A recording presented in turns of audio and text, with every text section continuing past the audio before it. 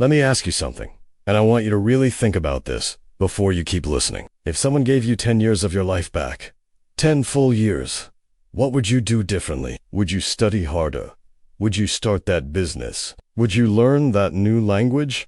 Or would you do exactly what you are doing right now, which is waiting, hesitating, and telling yourself that tomorrow is a better day to begin? That question is not comfortable, and it is not supposed to be comfortable, because comfort is exactly what has been keeping you exactly where you are. Welcome, my friend, to English to Inspire, the channel where we use the stories of the greatest people who ever lived to help you build your English, and more importantly, to help you build your life. Because those two things, language and growth, they go together. And if you are serious about changing where you are going, then you are in exactly the right place at exactly the right time. If this channel speaks to your heart, if these words make something inside you wake up, then do one small thing right now and subscribe. Because we have a long road ahead, and you do not want to miss a single step of this journey. Today, we are going to talk about a man who is not a superhero, who did not have a famous father, who did not grow up with connections, or with a silver spoon. A man who grew up in a quiet city called Omaha, in the state of Nebraska, in the middle of America, with nothing extraordinary around him. And yet he became the greatest investor the world has ever seen. A man whose decisions have moved billions of dollars, and whose wisdom has changed millions of lives. And that man is Warren Buffett. Now, you might be thinking, what does a billionaire investor have to do with my life, with my struggles, with my English, with my dreams? And that, my friend, is exactly the right question. Because the answer is everything. Because Warren Buffett's story is not really a story about money. It is a story about hunger, about discipline, about the decision to keep going when nothing around you is telling you to keep going. And if you have ever felt stuck, if you have ever felt like the world is moving and you are standing still, then Warren's story was written for you. It was meant for you. And today we are going to walk through it together, one powerful lesson at a time. And by the end of this conversation, something inside you will be different. Something will have shifted. And that shift, small as it may feel right now, that is where everything begins. Warren Buffett was born on August 30th, 1930, in Omaha, Nebraska. And if you close your eyes and picture that city in that time, you will not see anything glamorous. You will not see bright lights or big opportunities jumping out at you. You will see a quiet, ordinary American city in the middle of a country that was still recovering from one of the greatest economic disasters in history. The Great Depression. A time when families lost everything, when fathers could not feed their children, when the word future felt like a luxury that only the lucky could afford. And Warren grew up breathing that air, feeling that weight, understanding from a very young age that money was not something that simply appeared. It was something you had to think about, chase, and respect. His father, Howard Buffett, was a stockbroker and a man of deep character. And although the family was not rich, they were not broken either, because Howard gave his son something that no amount of money can buy. And that thing was a standard, a way of seeing the world that said you are responsible for your own life. Nobody is coming to save you. And if you want something, you go and you build it with your own hands. Warren took that lesson, and he did not just keep it in his heart. He took it into the streets, literally into the streets. Because at 6 years old, this boy was already buying packs of chewing gum from his grandfather's grocery store and walking through his neighborhood selling them one by one to make a small profit. And most people hear that story and they smile and they think it is cute, but I want you to stop and really feel what that means. Because a 6-year-old child who is already thinking about buying low and selling high, already thinking about value and return, already thinking about how to turn small actions into results. That child is not just playing.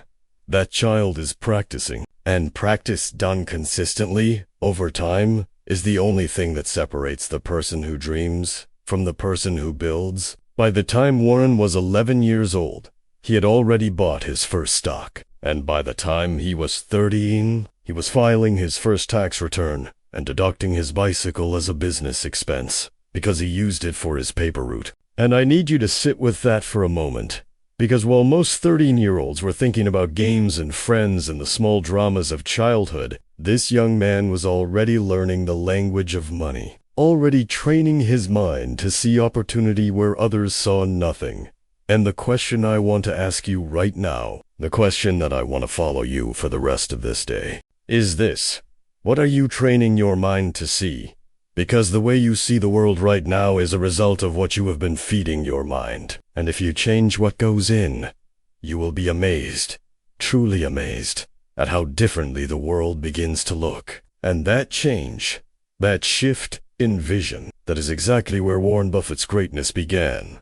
Not in a boardroom, not in a bank, but in the quiet, hungry, unstoppable mind of a boy who refused to wait for the world to give him something. There is a habit that Warren Buffett has kept every single day for decades. A habit so simple that most people hear it and immediately decide it cannot possibly be the secret. Because we live in a world that is obsessed with complexity. A world that wants the secret to success to be complicated and expensive and difficult to access. Because if it is complicated, then we have an excuse. We can say we do not have the tools or the time or the money.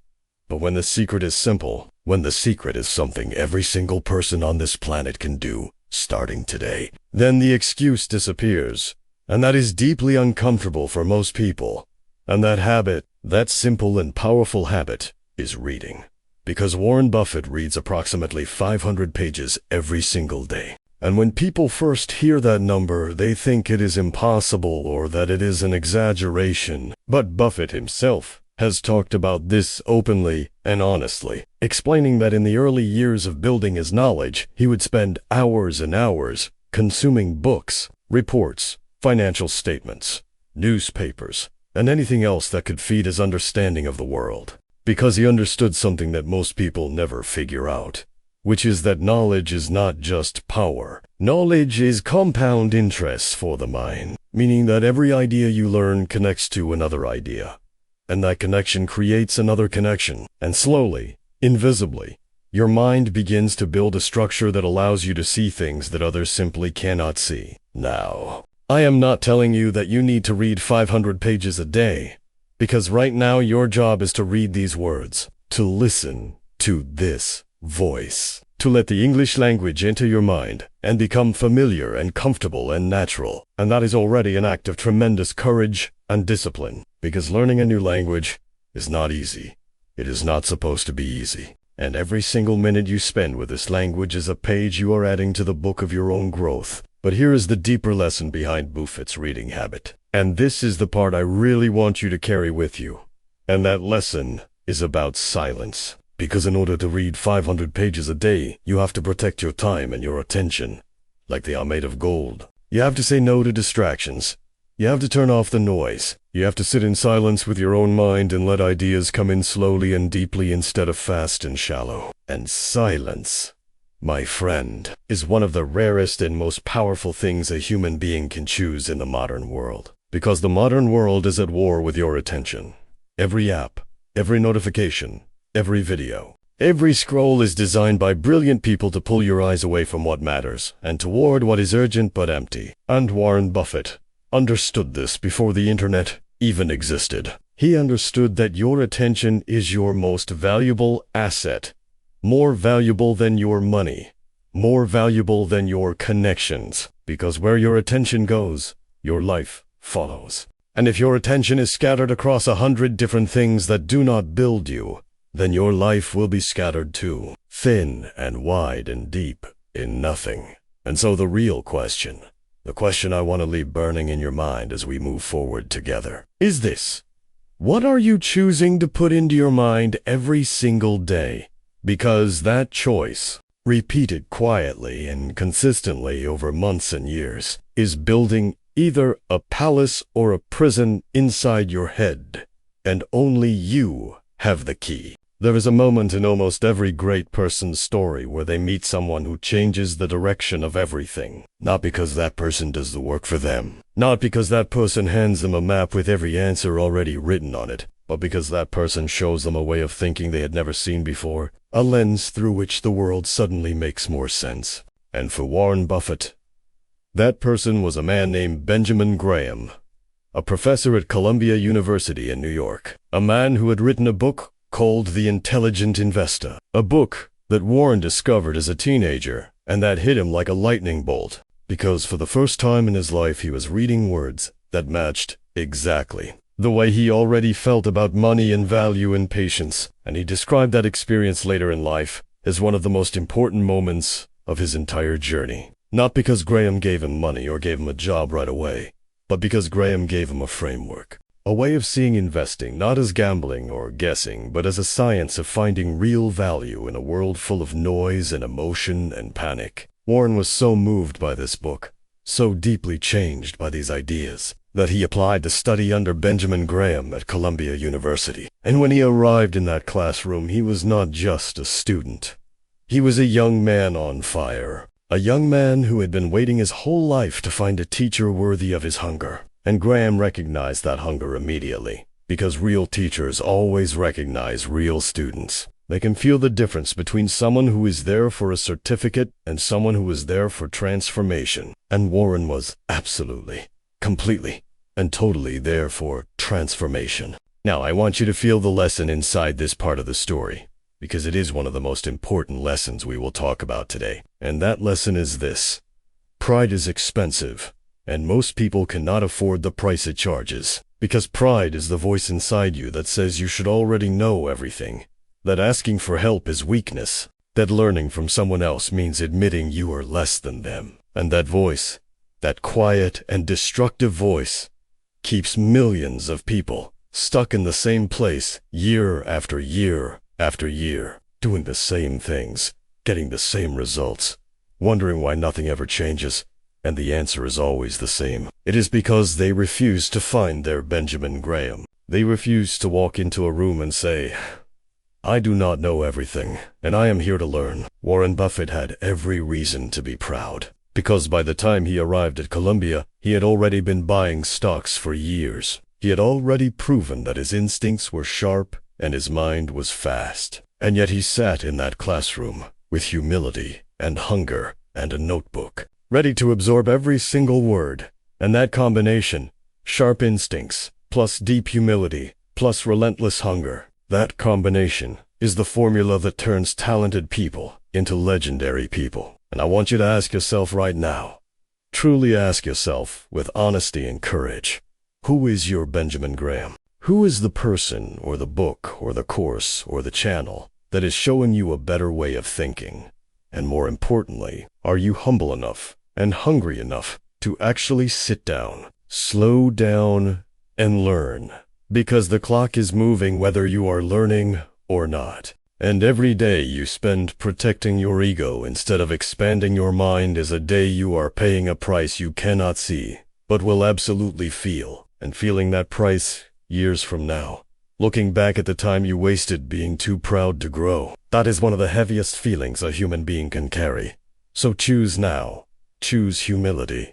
Choose hunger. Choose to find your teacher and follow them all the way to the edge of what you know. I want you to think about the last time you wanted something so badly that you could feel it in your chest. A dream, a goal, a version of your life that felt so real and so close that you could almost touch it. And then I want you to think about what happened next. Because for most people, what happens next is the hardest part. What happens next is the waiting. And the waiting is where most dreams go to die. Not because the dream was impossible. Not because the person was not talented enough, or smart enough, or brave enough, but because the waiting felt too long. Because the results were not coming fast enough. Because the world around them was moving and they felt like they were standing still. And so they stopped. They gave up. They told themselves a story about why it was not meant to be. And they went back to the comfortable and the familiar and the safe. And years later, in the quiet moments before sleep, they still feel that dream sitting somewhere deep inside them like an unanswered question that never fully goes away. Warren Buffett knows something about waiting that most people in the modern world have completely forgotten. And that thing is this: time is not your enemy. Time is your most powerful partner, but only if you are disciplined enough to let it work. Because we live in a world that has been completely hijacked by the idea of instant results. Instant food, instant entertainment, instant money, instant fame. And that obsession with speed has destroyed our ability to think in years and decades. It has shrunk our vision down to days and weeks. And when your vision is that small, you will always make decisions that feel good right now but cost you everything later. Warren Buffett made his first serious money, not in his 20s, not even fully in his 30s, but the real, earth-shaking, life-changing accumulation of his wealth happened after he turned 50. And here is the number that will change the way you see time forever. More than 90% of Warren Buffett's entire net worth was built after his 50th birthday, after 50 years of living. After 50 years of reading and learning and waiting and compounding and staying in the game when others were running away. And if that does not stop you in your tracks and make you reconsider every time you have told yourself it is too late, then I want you to listen to it one more time. 90% of everything he ever built came after 50. So what exactly are you in a hurry about? What deadline has the universe given you that is making you panic and rush and make decisions out of fear instead of wisdom? Patience is not passive. And this is the part that most people misunderstand. Because when they hear the word patience, they think of someone sitting quietly, doing nothing, waiting for life to happen to them. But that is not patience. That is surrender. And there is an enormous difference between the two. Because real patience is aggressive and intentional. Real patience means you are working every single day, reading every single day, growing every single day. And you are doing all of that without demanding that the results show up on your timeline, without throwing away the seed because it has not become a tree yet. And Warren Buffett practiced this kind of patience with a ferocity and a consistency that is almost impossible to fully comprehend. And the world rewarded him for it in ways that still make people stop and stare. And the world will reward you too, if you are brave enough to stop rushing and disciplined enough to keep building. I want you to think about two words that most people use as if they mean the same thing. And those two words are price and value. Because in the English language and in everyday life, these words get mixed together constantly. People say something is expensive when what they mean is that it costs more than they want to pay. And people say something is cheap when what they mean is that it did not cost them much money. But Warren Buffett built his entire empire, his entire legacy, his entire philosophy on the understanding that price and value are almost never the same thing. That the price of something is simply what you pay at a specific moment in time. But the value of something is what it is actually worth when you look at it honestly and deeply, and without the noise of emotion and panic and market pressure. And he spent his entire career finding things that the world was pricing too low, because the world was scared or confused or distracted. And he would buy those things quietly and patiently and hold them while everyone else was running in the opposite direction. And that discipline, that ability to see value where others only saw risk, is what made him not just rich, but legendary. Now I want you to take this idea completely out of the world of stocks and money and bring it directly into your life. Because your life is also a portfolio. And every single day you are making investments, whether you realize it or not. You are investing your time in something. You are investing your energy in something. You are investing your attention and your emotion and your effort in something. And the question that Warren Buffett would ask you if he were sitting across from you right now is not, how much money do you have? The question he would ask is, are you investing in things that have real value, or are you spending yourself on things that only feel good in the moment but return nothing over time? Think about how you spent the last 7 days. Think honestly and without judgment, but with full responsibility. Because responsibility is one of the most important words in the English language. And one of the most important ideas in a human life. Think about where your hours went. Think about what your energy was spent on. Think about what you were building or whether you were building anything at all. Because time spent is time gone, and it never comes back. It does not matter if you are Warren Buffett or if you are just starting your journey today. The clock treats every single person on this planet with perfect equality. 24 hours a day. No more and no less. And what you do inside those 24 hours is the investment that will either compound into something extraordinary or dissolve into nothing. Learning English right now, in this moment, listening to these words and letting them enter your mind and become part of how you think and communicate. This is a high-value investment.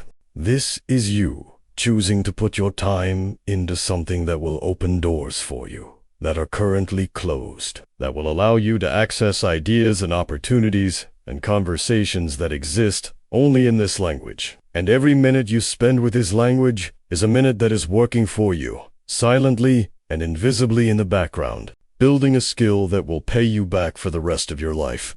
And that is exactly how Warren thinks about every decision he makes. Not what does this give me today, but what does this give me in 5 years, in 10 years, in 20 years? And when you start asking that question about your own choices, about your habits and your relationships and your learning and your discipline, everything begins to look different. Everything begins to feel different. And you start making decisions, not from the person you are right now, but from the person you are determined to become. There is a story that Warren Buffett tells about himself that most people who only know him as the richest investor in the world would never expect to hear. And that story is about failure, about loss, about making decisions that cost him enormous amounts of money and that taught him lessons no classroom and no book could ever have given him. Because there is a kind of knowledge that only comes from being wrong, a kind of wisdom that only grows in the soil of your mistakes. And if you are someone who has been afraid to start something because you are afraid of failing, if you are someone who has been watching other people move forward while you stand still, because the idea of getting it wrong feels unbearable, then I want you to listen very carefully to this part of the story. Because this part was written specifically for you. One of Warren Buffett's most famous mistakes was his decision to buy a struggling textile company called Berkshire Hathaway in the early 1960s. And he bought it not because the business was strong, but because the stock was cheap. And he thought he could make a quick profit by buying low and selling when the price went up. But the business continued to struggle. And instead of cutting his losses and walking away, he held on. He invested more. He tried to turn the company around.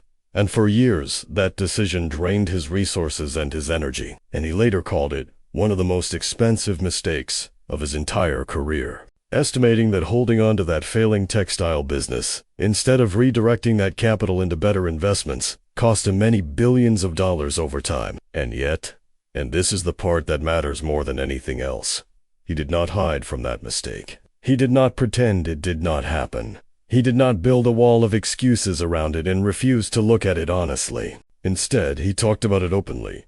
He analyzed it deeply. He extracted every lesson it had to offer. And he used those lessons to make every decision after it sharper and cleaner and more disciplined. Now I want to talk to you directly, because real talk is what this channel is built on. And real talk means I am not going to tell you what feels comfortable. I am going to tell you what is true. And what is true is this: you have made mistakes, and you will make more mistakes.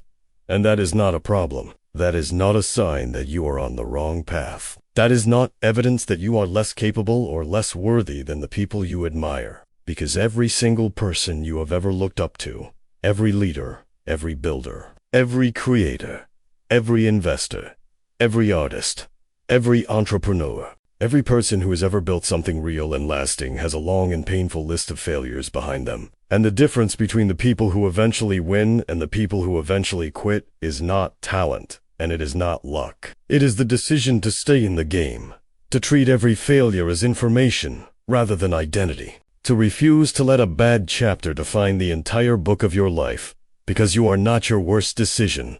You are not your biggest loss. You are not the moment when you fell down. You are what you do after you fall. You are the getting up. You are the learning. You are the trying again with more knowledge and more scars and more hunger than you had before. And that process, that painful and beautiful and completely unglamorous process of falling and rising and falling and rising, that is not the obstacle to your greatness. That is the actual path to it. And Warren Buffett walked that path every single day for decades, and the world called him a genius. But what he really was, more than anything else, was someone who refused to stop. If you drove to Omaha, Nebraska today and found the house where Warren Buffett lives, you would probably drive past it without noticing it, because it does not look like the home of the second or third richest person on the planet. It does not have gates that stretch 4 miles or fountains that shoot water into the sky, or walls that separate it from the ordinary world around it. It is a relatively modest house in a quiet neighborhood, a house he bought in 1958 for $31,500, and he has lived in that same house ever since. For more than 60 years, through all the billions and the fame and the power and the influence. He has woken up every morning in the same place, driven himself to the same office, stopped at the same McDonald's to buy the same simple breakfast, and lived with a simplicity that is so radical and so deliberate that it forces you to stop and ask a question that most people in the modern world are terrified to ask. And that question is this: how much of what I am chasing do I actually need? And how much of it am I chasing because the world told me I should want it? We live in a time that is absolutely saturated with the message that more is better, that bigger is better, that louder is better, that faster is better. And that message comes at us from every direction, from social media and advertising, and the cars our neighbors drive, and the vacations our colleagues post online, and the clothes that celebrities wear, and the houses that influencers show us in 15-second videos designed to make us feel like our own lives are somehow not enough. And most people absorb that message without even realizing it. They start chasing things, not because those things will actually make them happy or fulfilled or free, but because the noise around them is so loud and so constant that they mistake the noise for their own voice. They mistake the world's appetite for their own hunger. And that confusion, that loss of your own internal compass, in the middle of all that external noise, that is one of the most dangerous things that can happen to a human being who is trying to build a meaningful life. Warren Buffett never lost his compass. And the reason he never lost it is because he was always extraordinarily clear about what he actually valued. And what he valued was not the display of wealth, but the building of it. Not the appearance of success, but the substance of it. Not the admiration of strangers, but the respect of people whose judgment he trusted. And that clarity, that almost ruthless simplicity of values, is what allowed him to make decisions that confused and frustrated and sometimes even offended people around him. Because he would walk away from things that looked attractive on the surface, because he could see clearly that they did not align with what he was actually building. And that ability to say no to complexity and distraction and the seductive noise of things that look good but cost you your focus. That ability is rarer and more powerful than almost any technical skill you could ever develop. Because the world is not short of smart people. The world is not short of talented people. The world is desperately short of clear people. People who know exactly what they want and exactly what they are willing to sacrifice to get it, and exactly what they are not willing to sacrifice no matter what the world offers them in return. And Warren Buffett is one of those people. And the simplicity of his life is not a limitation. It is a weapon. It is the foundation of everything he built. And the question it leaves for you is both simple and enormous. What does your life actually need? And what are you carrying that is only making the climb harder? There is a concept that Warren Buffett calls the most powerful force in the universe.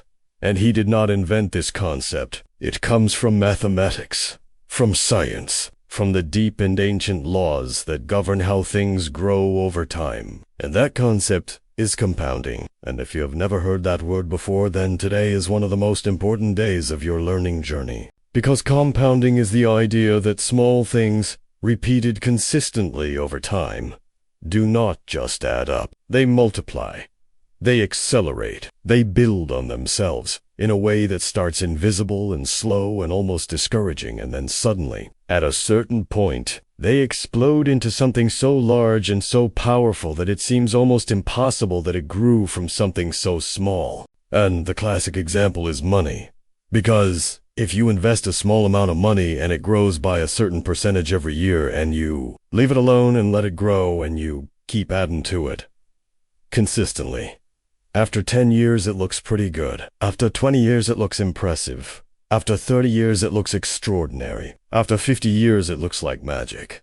But it was never magic. It was always just the quiet, invisible, unstoppable power of small actions repeated with discipline and patience across a long enough period of time. Now, I want you to completely forget about money for a moment, because the most important application of this idea has nothing to do with your bank account and everything to do with your daily life, your daily habits, your daily choices. Because everything in your life is compounding right now, whether you are aware of it or not. Your health is compounding, meaning that the small decisions you make every day about what you eat and how you move and how you sleep are building either a strong foundation or a weak one. And you cannot see the result today, but you will absolutely feel it in 10 years. Your relationships are compounding, meaning that the small moments of kindness and honesty and presence you offer to the people around you are building either deep trust or slow distance. And your skills are compounding, meaning that every single day you spend with this language, every word you learn, every sentence you understand, every conversation you attempt, even when it is uncomfortable and imperfect, all of that is being added to a foundation that is growing stronger and deeper and more solid with every single repetition. Think about where you were with your English 1 year ago. Think honestly about how much you understood, how comfortable you felt, how wide your vocabulary was, and now compare that to today. And if you have been consistently showing up, consistently listening and reading and practicing, you will notice the difference. Maybe not a dramatic overnight transformation, but a real and genuine and compounding difference. And that difference is proof that the system works. That the law of compounding is working inside you right now, quietly and powerfully, turning your daily effort into permanent growth. Warren Buffett understood this law not just intellectually but in his bones. He felt it, he trusted it, he organized his entire life around it, and that is why he never panicked when markets fell, never ran when things got scary, never abandoned his positions because the short term looked ugly. Because he knew with absolute certainty that if the foundation was solid, and the patience was real, and the discipline was consistent, then time would do the rest. Time would take everything he had carefully planted and grow it into something beyond what anyone could have predicted. And your life works exactly the same way. Your English works exactly the same way. Your character works exactly the same way. And the only question that matters, the only question that has ever mattered, is whether you are willing to show up today. Not perfectly, not dramatically, but consistently. Because consistency is the language that compounding understands. And if you speak that language every single day, then the life you are dreaming about is not a fantasy. It is simply a matter of time. We have walked a long road together today, you and I want you to feel the weight of everything we have covered. Because this was not just a story about a man from Omaha who became rich. This was a story about you, about the life that is waiting on the other side of your decisions, about the version of yourself that is sitting somewhere in the future looking back at this exact moment and either feeling gratitude or feeling regret. And the difference between those two feelings, the difference between looking back with pride and looking back with pain, is being decided right now, today, in the choices you make before this day is over. Warren Buffett did not become who he is because the universe chose him. He did not become who he is because he was born with a gift that you were not given. He became who he is because he started early and he stayed consistent, and he read when others were sleeping, and he waited when others were panicking, and he learned when others were too proud, and he simplified when others were chasing complexity. And he compounded everything. His knowledge, his discipline, his patience, his character, day after day after day after day, for decades, without stopping, without quitting, without letting the noise of the world drown out the clarity of his purpose. And every single one of those things, every single habit and decision and value that built Warren Buffett into Warren Buffett, every single one of them is available to you right now, today, with no special equipment, and no special permission, and no special circumstances required. So let me ask you the question that I want to follow you out of this conversation and into the rest of your day and into tomorrow. Morning, when your alarm goes off and you have to decide in that first foggy moment whether you are going to rise or whether you are going to sink back into the comfortable and the familiar and the safe. And that question is this: what are you going to do with what you now know? Because knowledge that sits still inside you and never becomes action is not wisdom. It is just weight. It is just information that takes up space without changing anything. And you did not spend this time with me today to simply collect information. You spent this time here because something inside you is hungry. Something inside you knows that the life you are living is not yet the life you are capable of living. And that hunger, that fire, that restless and beautiful dissatisfaction with where you are, that is not your enemy. That is your greatest asset. That is the same fire that burned in a young boy in Omaha who sold chewing gum on his street and dreamed of something larger than what was around him. Your English is growing. Your mind is expanding. Your vision is getting wider and clearer and stronger with every single day that you choose to show up and learn and push and refuse to quit. And the world, this big and difficult and extraordinary world, is not waiting for a perfect version of you. It is waiting for the real version of you. The version that shows up imperfect and scared and still moving forward, still learning, still building, still choosing growth over comfort and discipline over excuses and the long game over the quick reward. Now is your time, not tomorrow. Not when things are easier, not when you feel more ready. Now. The world is waiting for you. Don't let them wait any longer. Stay strong.